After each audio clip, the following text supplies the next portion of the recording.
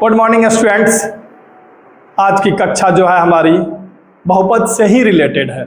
जैसा कि आप सभी जान रहे हैं कि पिछली कक्षाओं में हम लोगों ने बहुपद की परिभाषा एवं उसके पूर्व ज्ञान प्री नॉलेज का अध्ययन किया था, जिसमें हम लोगों ने वेरिएबल्स, कांस्टेंट्स, टर्म्स, कोफिशिएंट्स के बारे में जानकारी प्राप्त की थी।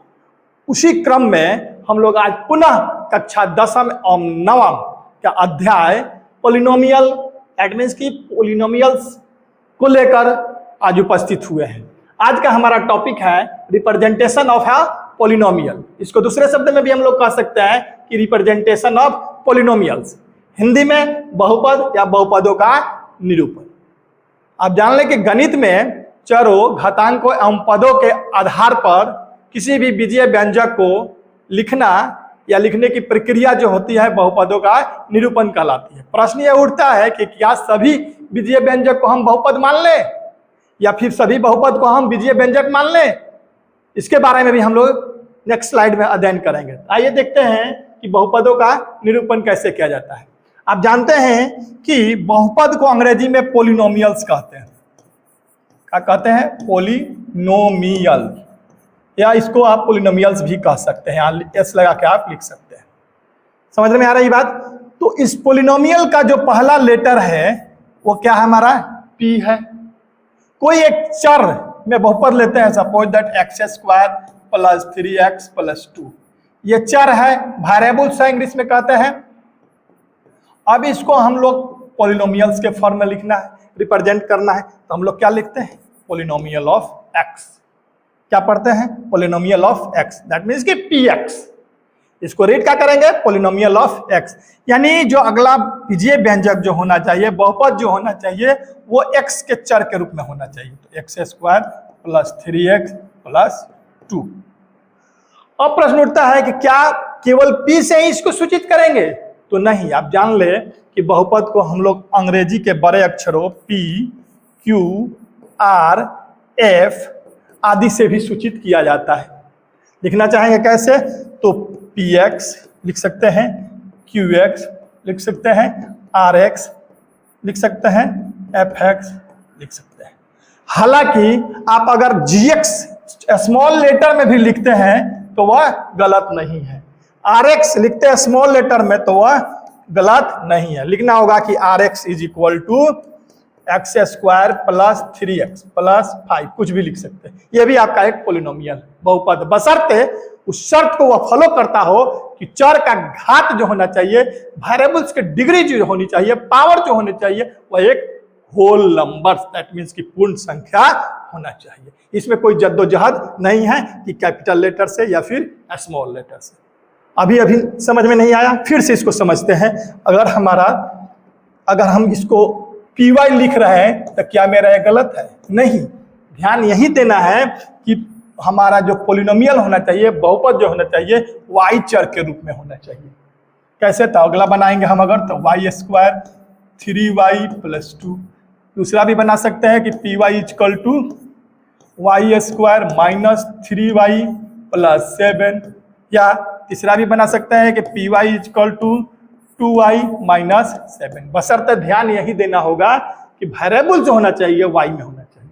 अगर यहाँ पर आप लिख सकते हैं QZ एक पॉलिनोमियल को लिखें तो आप लिख सकते हैं z के फॉर्म में ही लिखिएगा, 2z square minus 3z plus minus 2। यह एक पॉलिनोमियल हुआ, बशर्ते वह रूल को फॉलो करता हो। कौन? कि उसका वेरिएबल्स की डिग्री जो है, पावर जो है, हमेशा एक होल नंबर होना चाहिए। इसमें कोई जद्दोजहद नहीं है कि कैपिटल लेटर से हम सूचित करेंगे या फिर स्मॉल लेटर से हम सूचित करते हैं।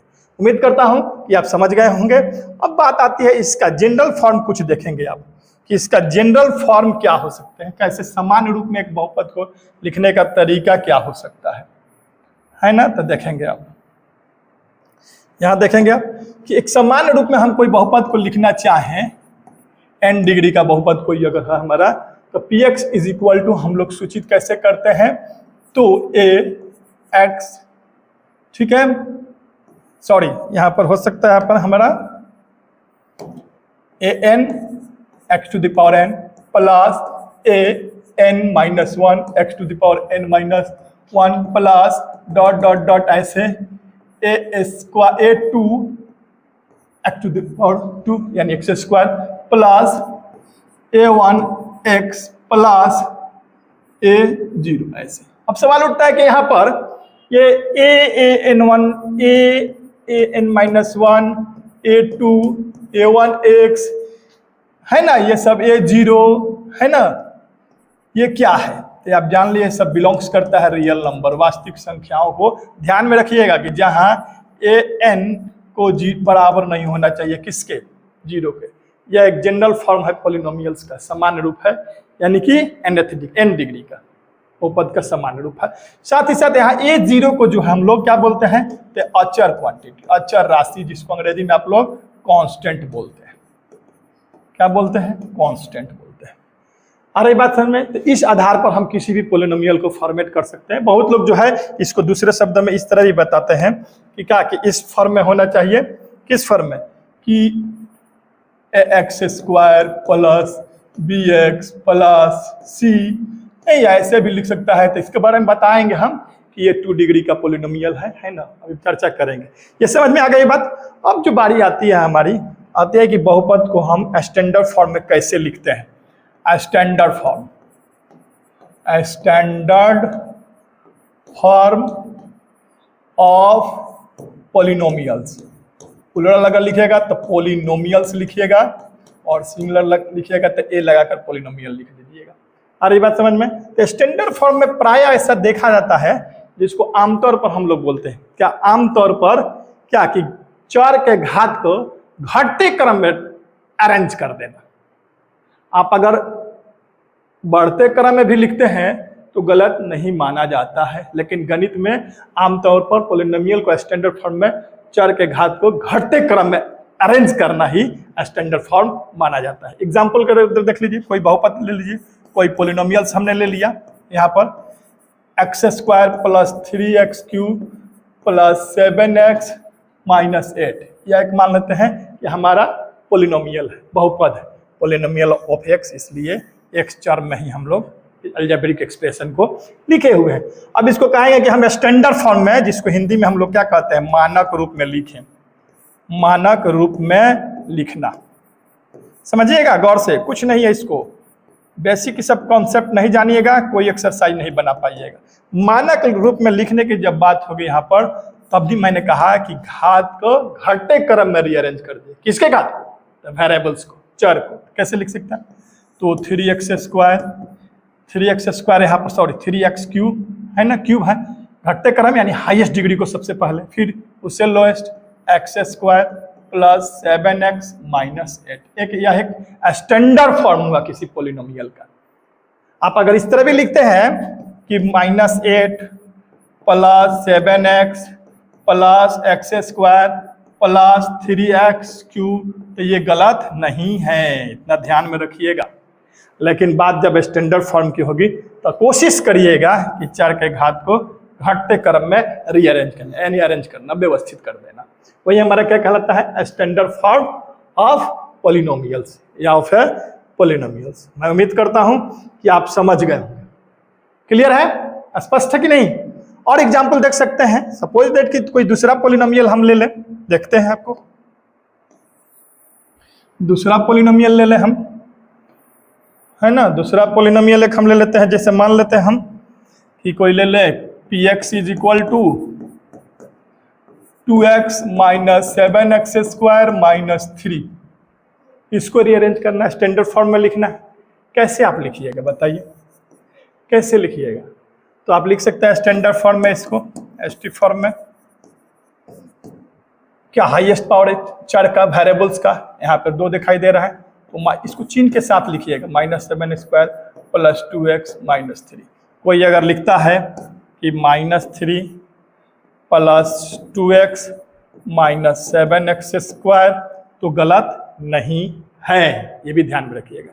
लेकिन बात जब स्टैंडर्ड फॉर्म की होगी तो लिखिएगा आप चर के क्या, कैसे, चर के घात को घटते क्रम में रीअरेंज करिएगा। अभी हम लोगों ने जान लिया कि स्टैंडर्ड फॉर्म और क्या जाना है कि रिप्रेजेंटेशन ऑफ पॉलिनोमियल। अब प्रश्न उठता है कि यहाँ पर कि अभी मैंने कहा कि क्या कोई भी अलजेब्रिक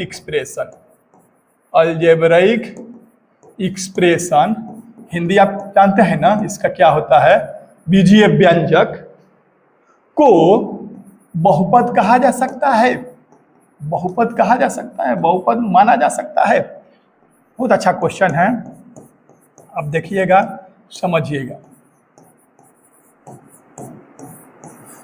आप ध्यान दीजिएगा यहाँ पर कि जब बात अलजेब्रिक एक्सप्रेशन की होगी, किसकी जब बात होगी, अलजेब्रिक एक्सप्रेशन की होगी,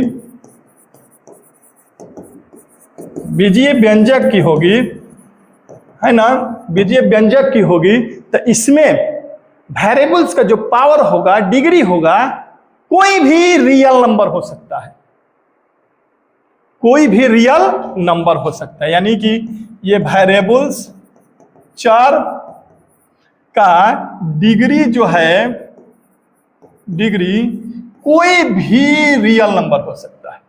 दैट मीन्स कि ये निगेटिव भी हो सकता है, पॉजिटिव भी हो सकता है, फ्रैक्शन भी हो सकता है, रूट में भी हो सकता है ना। इसके लिए प्रतिबंध नहीं है, अलजेब्रिक एक्सप्रेशन उसे हम लोग मान लेंगे। लेकिन बात जब होगी यहाँ पर पोलिनोमियल की, ठीक है ना, तो आपने पढ़ा है कि डिग्री पावर यानी वेरिएबल्स का डिग्री, दैट मीन्स कि पावर हमेशा एक होल नंबर होना चाहिए, बिलोंग्स करना चाहिए। This symbol is represents to belongs to, EPC law, हमेशा होल नंबर होना चाहिए। होल नंबर की परिभाषा आप जानते हैं ना, क्या जानते हैं कि काउंटिंग नंबर में 0 को शामिल कर दिया जाता है तो होल नंबर हो जाता है। 0 1 2 3 4 5 6 7 8 सब होल नंबर है ना। तो अब बताइए, इस दोनों के कंट्राडिक्शन से, दोनों के संबंध से आप बता सकते हैं कि क्या कोई भी अलजेब्रिक एक्सप्रेशन पोलिनोमियल हो सकता है, बहुपद हो सकता है, या कोई भी पोलिनोमियल अलजेब्रिक एक्सप्रेशन हो सकता है। आप खुद बता सकते हैं, बताइए। तो हाँ, रिजल्ट क्या पाते हैं आप कि कोई भी algebraic expression polynomial, that means कि बहुपद नहीं हो सकता है, ठीक है, नहीं हो सकता है। लेकिन कोई भी पोलिनोमियल्स, कोई भी बहुपद अलजेब्रिक एक्सप्रेशन हो सकता है। स्पष्ट है। एग्जाम्पल भी थोड़ा सा समझते हैं। एग्जाम्पल यहां पर देखते हैं, एग्जाम्पल एक देखते हैं, x² + 2√x + 3। एक मान लेते हैं कि अलजेब्रिक एक्सप्रेशन है, बीजीय व्यंजक है। सपोज दैट पहले हम इसको बीजीय व्यंजक ही मानते हैं, है ना। चेक करते हैं बहुपद की परिभाषा से, पोलिनोमियल की परिभाषा से कि यह पोलिनोमियल है कि नहीं। तो यहां पर लिखा हुआ है एक जगह √x। मैंने बताया था डिफिनीशन में कि रूट में नहीं होना चाहिए वेरिएबल्स, या भिन्न में नहीं होना चाहिए, उसका पावर जो है भिन्न में नहीं होना चाहिए। तो ये पोलिनोमियल हमारा नहीं है। लेकिन यह रियल नंबर है, इसका पावर यानी फ्रैक्शन है, तो जाहिर सी बात है रियल नंबर्स है, तो यह अलजेब्रिक एक्सप्रेशन हो जाएगा, अलजेब्रिक एक्सप्रेशन हो जाएगा। स्पष्ट है। मुझे यह यकीन है कि आप लोग समझ गए होंगे। रिजल्ट भी मैंने बता दिया। अब बारी आती है हमारा टाइप्स ऑफ पोलिनोमियल्स की। किसकी बारी आती है, नोट कर लिए होंगे, नोट कर लीजिए। टाइप्स ऑफ पोलिनोमियल की बारी आती है। टाइप्स ऑफ पोलिनोमियल्स या पोलिनोमियल्स, आप यहां पर पोलिनोमियल भी लिख सकते हैं, ऑफ ए करके नोमियल, है ना। टाइप्स।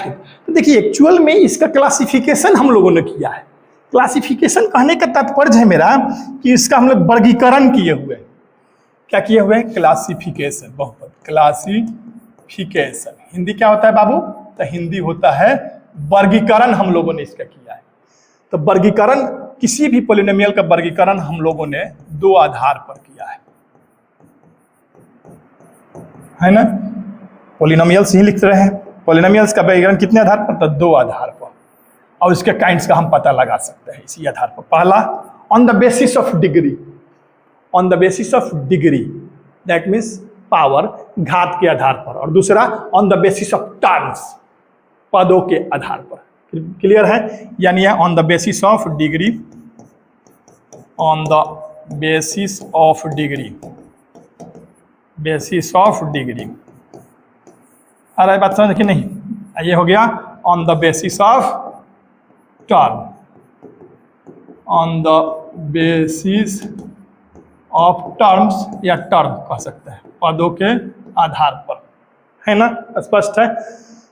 यानी ये हो गया घात के आधार पर, घात के आधार पर, है ना? ये हो गया पदों के आधार पर, पदों के आधार पर वर्गीकरण कर हम उसके टाइप्स को पता लगा भी सकते हैं। जैसा कि पहले ही हम लोग कांस्टेंट पोलिनोमियल और जीरो पोलिनोमियल का अध्ययन किए हुए हैं कि कांस्टेंट पोलिनोमियल का डिग्री जो होता है जीरो होता है, अचर बहुपद का घात जीरो होता है, और जीरो पोलिनोमियल का डिग्री नॉट डिफाइंड, अपरिभाषित होता है। ठीक है। अब देखिए थोड़े से बातें हैं कि डिग्री के आधार पर कौन कौन और फिर टर्म्स के आधार पर कौन कौन देखेंगे आप।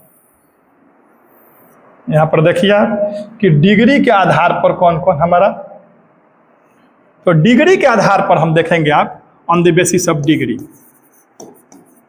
डिग्री के आधार पर, डिग्री समझ रहे हैं ना कि घात के आधार पर कौन कौन हमारा है। तो पहला देखेंगे आप लीनियर पोलिनोमियल, रखिए बहुपद, लीनियर पोलिनोमियल, लीनियर पोलिनोमियल सब बताएंगे बारी बारी से। रेखीय बहुपद या रैखिक बहुपद। दूसरा क्या हम लोग बताया, quadratic polynomial, quadratic polynomial. Hindi का होगा बाबू, तो हिंदी होगा क्या, द्विघातीय बहुपद। क्वाड्रेटिक पोलिनोमियल का हिंदी क्या होगा, द्विघातीय बहुपद।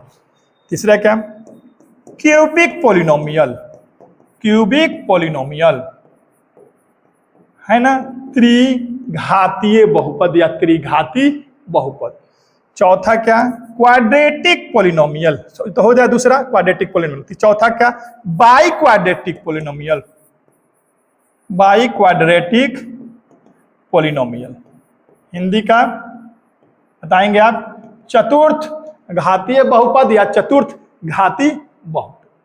क्लियर है, स्पष्ट है। फिर क्विंटिक आ जाएगा, फिर क्वांटिक आ जाएगा, जो कि आपको नहीं पढ़ना है कक्षा 10वीं के लिए। मात्र यही लीनियर पोलिनोमियल, रेखीय बहुपद, क्वाड्रेटिक पोलिनोमियल, द्विघाती बहुपद, क्यूबिक पोलिनोमियल, त्रिघातीय बहुपद या त्रिघाती बहुपद, और by quadratic polynomial, that means कि चतुर्थ घाती बहुपद के बारे में समझ में आ गया होगा कि डिग्री के बेस पर हम लोगों ने बहुपद को किस तरह क्लासिफाइड किया है, वर्गीकृत किया हुआ है।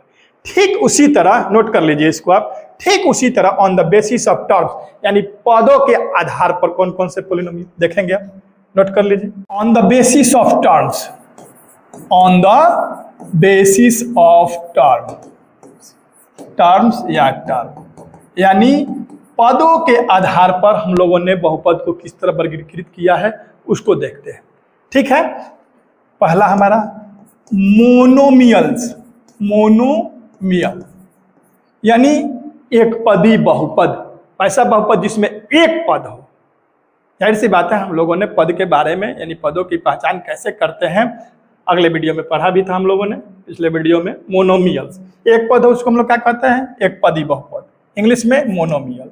फिर आता है बाइनोमियल, बाइनोमियल द्विपदी बहुपद, वैसा बहुपद जिसमें दो पद हो। ठीक है, अभी स्पष्ट नहीं कर रहे हैं, अगले वीडियो में बताएंगे हम कि क्या इसको परिभाषित करेंगे। अभी बता रहे हैं कि टाइप्स इसके। बाइनोमियल द्विपदी बहुपद, स्पष्ट है, दो पद होंगे इसमें। तीसरा ट्राइनोमियल या ट्रिनोमियल, नोमियल यानी त्रिपदी बहुपद, वैसा बहुपद जिसमें तीन पद हो, क्या कहलाते हैं, त्रिपदी बहुपद। शॉर्ट में बता रहे हैं अभी, यानी कि ट्राइनोमियल।